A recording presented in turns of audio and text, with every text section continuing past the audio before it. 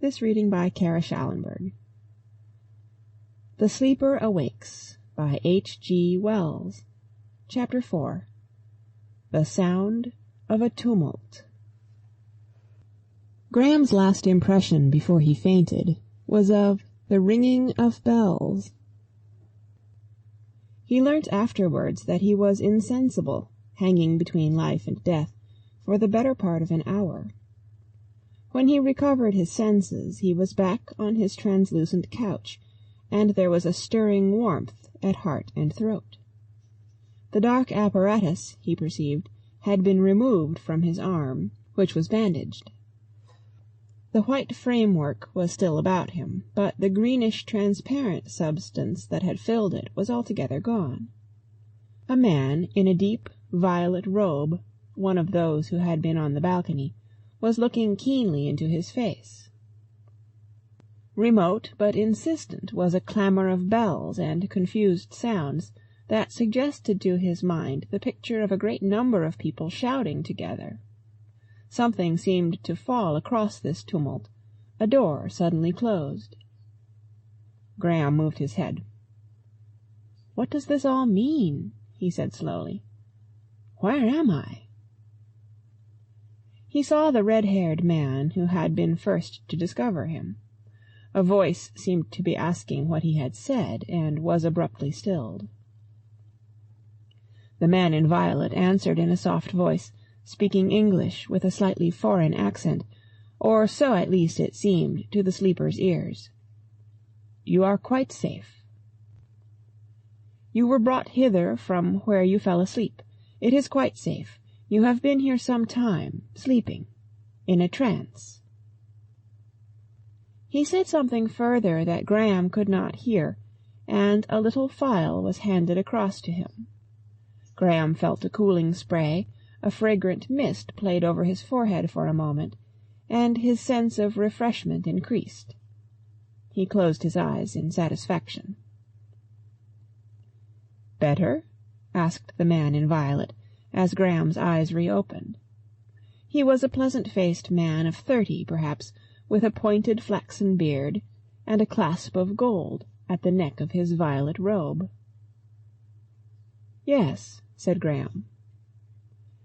"You have been asleep some time, in a cataleptic trance. You have heard? Catalepsy. It may seem strange to you at first, but I can assure you everything is well." Graham did not answer, but these words served their reassuring purpose. His eyes went from face to face of the three people about him. They were regarding him strangely. He knew he ought to be somewhere in Cornwall, but he could not square these things with that impression. A matter that had been in his mind during his last waking moments at Boscastle recurred, a thing resolved upon and somehow neglected. He cleared his throat. "Have you wired my cousin?" he asked. "E. Warming, 27, Chancery Lane." They were all assiduous to hear, but he had to repeat it. "What an odd blur in his accent," whispered the red-haired man. "Wire, sir?" said the young man with the flaxen beard, evidently puzzled. "He means send an electric telegram," volunteered the third, a pleasant-faced youth of 19 or 20. The flaxen-bearded man gave a cry of comprehension. "How stupid of me! You may be sure everything shall be done, sir," he said to Graham. "I am afraid it would be difficult to wire to your cousin. He is not in London now. But don't trouble about arrangements yet. You have been asleep a very long time, and the important thing is to get over that, sir." Graham concluded the word was sir, but this man pronounced it sire. "Oh," said Graham, and became quiet. It was all very puzzling, but apparently these people in unfamiliar dress knew what they were about. Yet they were odd, and the room was odd. It seemed he was in some newly established place. He had a sudden flash of suspicion, Surely this wasn't some hall of public exhibition. If it was, he would give Warming a piece of his mind. But it scarcely had that character, and in a place of public exhibition he would not have discovered himself naked. Then, suddenly, quite abruptly, he realized what had happened. There was no perceptible interval of suspicion, no dawn to his knowledge. Abruptly he knew that his trance had lasted for a vast interval, as if by some processes of thought-reading he interpreted the awe in the faces that peered into his. He looked at them strangely, full of intense emotion. It seemed they read his eyes. He framed his lips to speak, and could not.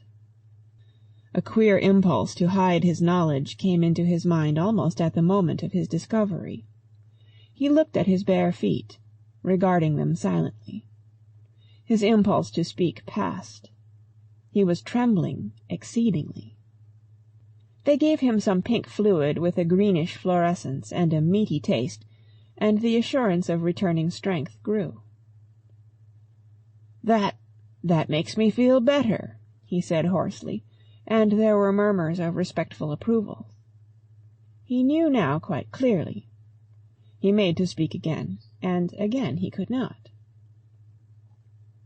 He pressed his throat and tried a third time. "How long?" he asked in a level voice. "How long have I been asleep?"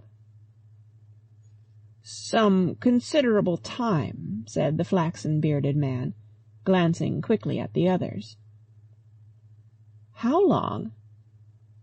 "A very long time." "Yes, yes," said Graham, suddenly testy. "But I want... It is... some years? Many years? There was something... I forget what. I feel... confused. But you..." He sobbed. "You need not fence with me. How long?" He stopped, breathing irregularly. He squeezed his eyes with his knuckles and sat waiting for an answer. They spoke in undertones. 5 or 6? he asked faintly. More? Very much more than that. More? More. He looked at them, and it seemed as though imps were twitching the muscles of his face. He looked his question. "Many years," said the man with the red beard. Graham struggled into a sitting position. He wiped a rheumy tear from his face with a lean hand. "Many years?" he repeated. He shut his eyes tight, opened them, and sat looking about him from one unfamiliar thing to another. "How many years?" he asked. "You must be prepared to be surprised." "Well?" "More than a gross of years." He was irritated at the strange word. "More than a what?" Two of them spoke together. Some quick remarks that were made about decimal he did not catch. "How long did you say?" asked Graham. "How long? Don't look like that. Tell me."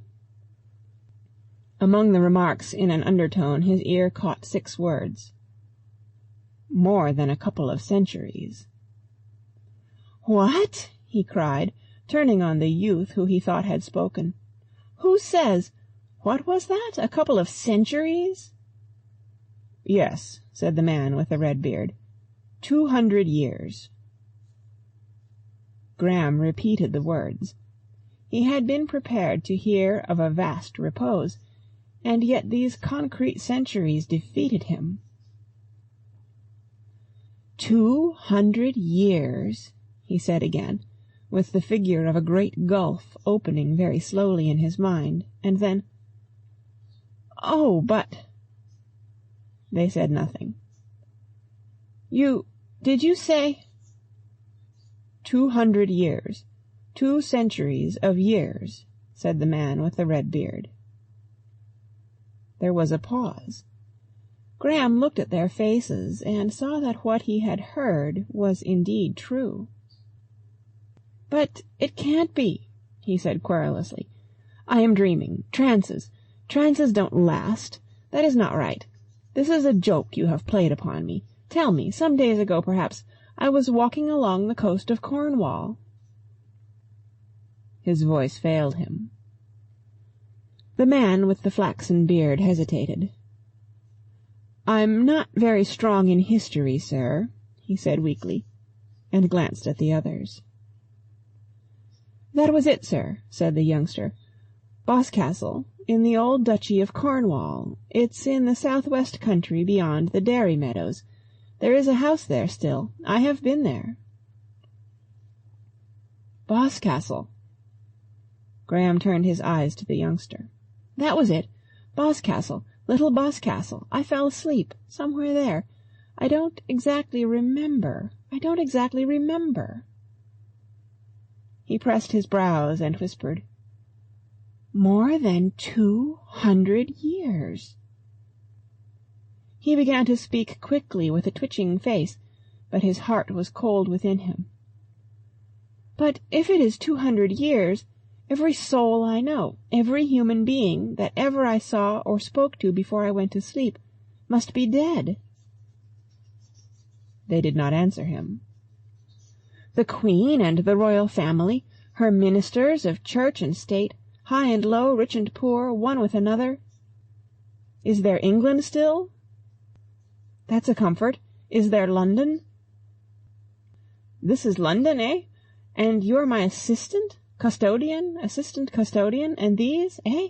Assistant custodians too?"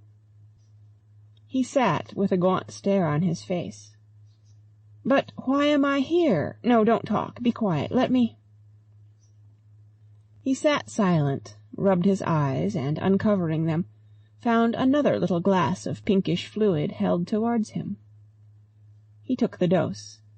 Directly he had taken it, he began to weep, naturally and refreshingly.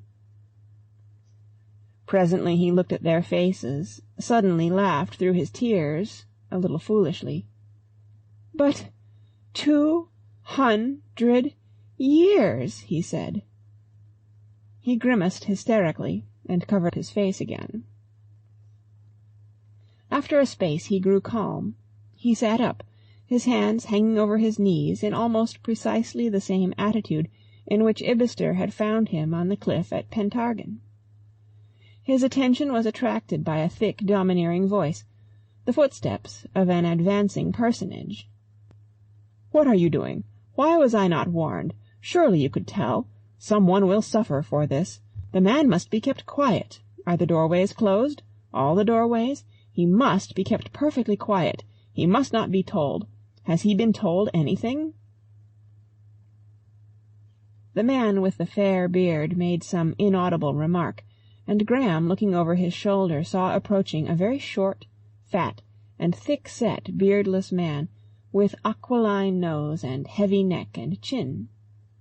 Very thick black and slightly sloping eyebrows that almost met over his nose and overhung deep grey eyes gave his face an oddly formidable expression. He scowled momentarily at Graham, and then his regard returned to the man with the flaxen beard. "These others," he said in a voice of extreme irritation. "You had better go." "Go?" said the red-bearded man. "Certainly, go now, but see the doorways are closed as you go." The two men addressed turned obediently, after one reluctant glance at Graham, and instead of going through the archway as he expected, walked straight to the dead wall of the apartment opposite the archway. A long strip of this apparently solid wall rolled up with a snap, hung over the two retreating men, and fell again, and immediately Graham was alone with the newcomer and the purple-robed man with the flaxen beard. For a space the thick-set man took not the slightest notice of Graham, but proceeded to interrogate the other, obviously his subordinate, upon the treatment of their charge. He spoke clearly, but in phrases only partially intelligible to Graham. The awakening seemed not only a matter of surprise, but of consternation and annoyance to him. He was evidently profoundly excited. "You must not confuse his mind by telling him things," he repeated again and again. "You must not confuse his mind." His questions answered, he turned quickly and eyed the awakened sleeper with an ambiguous expression. "Feel queer?" he asked. "Very." "The world, what you see of it, seems strange to you?" "I suppose I have to live in it, strange as it seems." "I suppose so, now." "In the first place, hadn't I better have some clothes?" "They—" said the thick-set man, and stopped, and the flaxen-bearded man met his eye and went away. "You will very speedily have clothes," said the thick-set man. "Is it true indeed that I have been asleep 200?" asked Graham. "They have told you that, have they? 203, as a matter of fact." Graham accepted the indisputable now with raised eyebrows and a depressed mouth. He sat silent for a moment, and then asked a question. "Is there a mill or dynamo near here?" He did not wait for an answer. "Things have changed tremendously, I suppose," he said. "What is that shouting?" he asked abruptly. "Nothing," said the thick-set man impatiently. "It's people. You'll understand better later, perhaps. As you say, things have changed." He spoke shortly, his brows were knit, and he glanced about him like a man trying to decide in an emergency. "We must get you clothes and so forth, at any rate. Better wait here until they can be procured. No one will come near you. You want shaving." Graham rubbed his chin. The man with the flaxen beard came back towards them, turned suddenly, listened for a moment, lifted his eyebrows at the older man, and hurried off through the archway towards the balcony. The tumult of shouting grew louder, and the thick-set man turned and listened also. He cursed suddenly under his breath, and turned his eyes upon Graham with an unfriendly expression. It was a surge of many voices, rising and falling, shouting and screaming, and once came a sound like blows or sharp cries, and then a snapping like the crackling of dry sticks. Graham strained his ears to draw some single thread of sound from the woven tumult. Then he perceived, repeated again and again, a certain formula. For a time he doubted his ears, but surely these were the words. "Show us the sleeper! Show us the sleeper!" The thick-set man rushed suddenly to the archway. "Wild!" he cried. "How do they know? Do they know, or is it guessing?" There was perhaps an answer. "I can't come," said the thick-set man. "I have him to see to, but shout from the balcony." There was an inaudible reply. "Say he is not awake. Anything. I leave it to you." He came hurrying back to Graham. "You must have clothes at once," he said. "You cannot stop here, and it will be impossible to—" He rushed away, Graham shouting unanswered questions after him. In a moment he was back. "I can't tell you what is happening. It is too complex to explain. In a moment you shall have your clothes made. Yes, in a moment. And then I can take you away from here. You will find out our troubles soon enough." "But those voices, they were shouting—" "Something about the sleeper. That's you. They have some twisted idea. I don't know what it is. I know nothing." A shrill bell jetted acutely across the indistinct mingling of remote noises, and this brusque person sprang to a little group of appliances in the corner of the room. He listened for a moment, regarding a ball of crystal, nodded, and said a few indistinct words. Then he walked to the wall through which the two men had vanished. It rolled up again like a curtain, and he stood waiting. Graham lifted his arm and was astonished to find what strength the restoratives had given him. He thrust one leg over the side of the couch and then the other. His head no longer swam. He could scarcely credit his rapid recovery. He sat feeling his limbs. The man with the flaxen beard re-entered from the archway, and as he did so, the cage of the lift came sliding down in front of the thick-set man, and a lean, grey-bearded man, carrying a roll and wearing a tightly fitting costume of dark green, appeared therein. "This is the tailor," said the thick-set man with an introductory gesture. "It will never do for you to wear that black. I cannot understand how it got here, but I shall. You will be as rapid as possible?" he said to the tailor. The man in green bowed, and, advancing, seated himself by Graham on the bed. His manner was calm, but his eyes were full of curiosity. "You will find the fashions altered, sire," he said. He glanced from under his brows at the thick-set man. He opened the roller with a quick movement, and a confusion of brilliant fabrics poured out over his knees. "You lived, sire, in a period essentially cylindrical, the Victorian, with a tendency to the hemisphere in hats, circular curves always.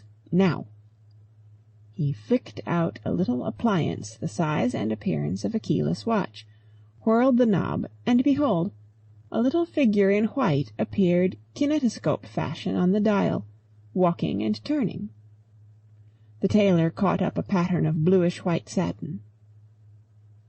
"That is my conception of your immediate treatment," he said. The thick-set man came and stood by the shoulder of Graham. "We have very little time," he said. "Trust me," said the tailor. "My machine follows. What do you think of this?" "What is that?" asked the man from the 19th century. "In your days they showed you a fashion plate," said the tailor. "But this is our modern development. See here." The little figure repeated its evolutions, but in a different costume. "Or this," and with a click another small figure in a more voluminous type of robe marched on to the dial. The tailor was very quick in his movements, and glanced twice towards the lift as he did these things.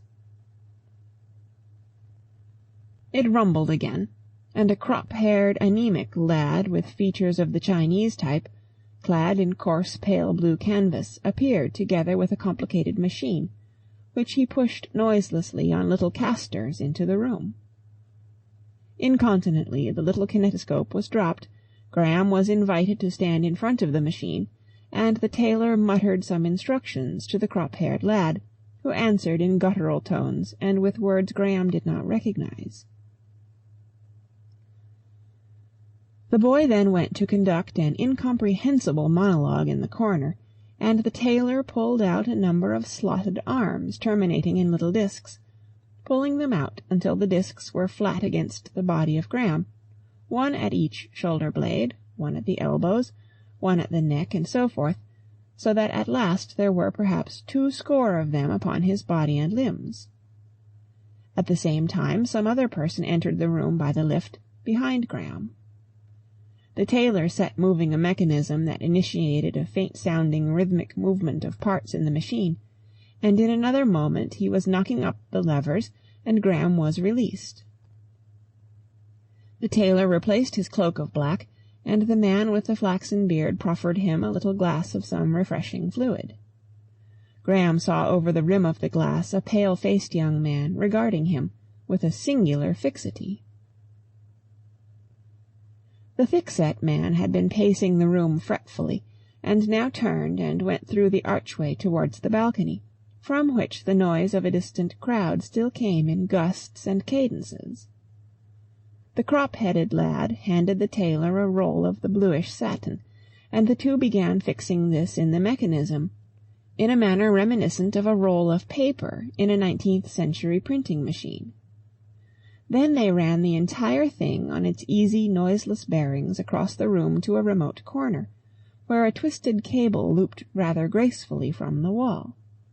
They made some connection, and the machine became energetic and swift. "What is that doing?"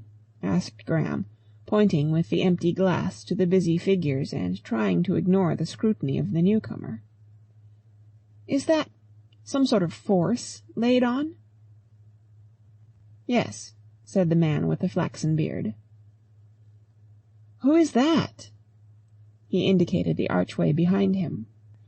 The man in purple stroked his little beard, hesitated, and answered in an undertone, "He is Howard, your chief guardian. You see, sire, it's a little difficult to explain. The council appoints a guardian and assistants. This hall has, under certain restrictions, been public. In order that people might satisfy themselves, we have barred the doorways for the first time, but I think, if you don't mind, I will leave him to explain." "Odd," said Graham. "Guardian? Council?" Then turning his back on the newcomer, he asked in an undertone, "Why is this man glaring at me? Is he a mesmerist?" "Mesmerist? He is a capillotomist." "Capillotomist?" "Yes, one of the chief. His yearly fee is 6 lions. It sounded sheer nonsense. Graham snatched at the last phrase with an unsteady mind. 6 lions, he said. "Didn't you have lions? I suppose not. You had the old pounds. They are our monetary units." "But what was that you said? 6 does?" "Yes, 6 dozen, sire. Of course things, even these little things, have altered. You lived in the days of the decimal system, the Arab system, tens and little hundreds and thousands. We have 11 numerals now. We have single figures for both 10 and 11, 2 figures for a dozen, and a dozen makes a gross, a great hundred, you know, a dozen gross a dozend, and a dozend a myriad. Very simple." "I suppose so," said Graham. "But about this cap, what was it?" The man with the flaxen beard glanced over his shoulder. "Here are your clothes," he said. Graham turned round sharply and saw the tailor standing at his elbow smiling, and holding some palpably new garments over his arm. The crop-headed boy, by means of one finger, was impelling the complicated machine towards the lift by which he had arrived. Graham stared at the completed suit. "You don't mean to say—" "Just made," said the tailor. He dropped the garments at the feet of Graham, walked to the bed, on which Graham had so recently been lying, flung out the translucent mattress, and turned up the looking-glass. As he did so, a furious bell summoned the thick-set man to the corner. The man with the flaxen beard rushed across to him, and then hurried out by the archway. The tailor was assisting Graham into a dark purple combination garment, stockings, vest, and pants in one, as the thick-set man came back from the corner to meet the man with the flaxen beard returning from the balcony. They began speaking quickly in an undertone. Their bearing had an unmistakable quality of anxiety. Over the purple undergarment came a complex garment of bluish-white, and Graham was clothed in the fashion once more, and saw himself, sallow-faced, unshaven, and shaggy still, but at least naked no longer, and in some indefinable, unprecedented way, graceful. "I must shave," he said, regarding himself in the glass. "In a moment," said Howard. The persistent stare ceased. The young man closed his eyes, reopened them, and with a lean hand extended, advanced on Graham. Then he stopped, with his hand slowly gesticulating, and looked about him. "A seat," said Howard impatiently, and in a moment the flaxen-bearded man had a chair behind Graham. "Sit down, please," said Howard.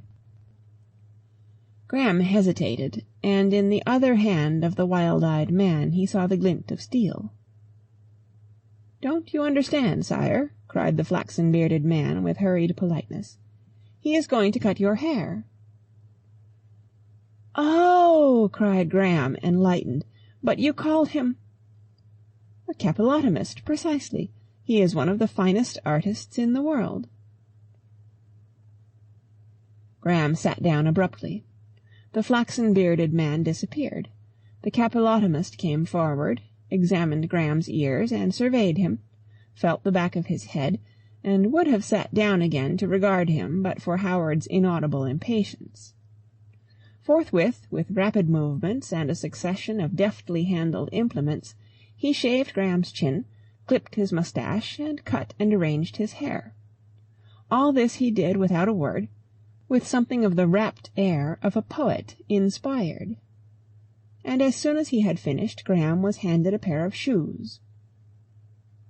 Suddenly a loud voice shouted, it seemed from a piece of machinery in the corner, "At once! At once! The people know all over the city. Work is being stopped. Work is being stopped.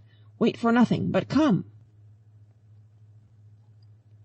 This shout appeared to perturb Howard exceedingly. By his gestures it seemed to Graham that he hesitated between two directions.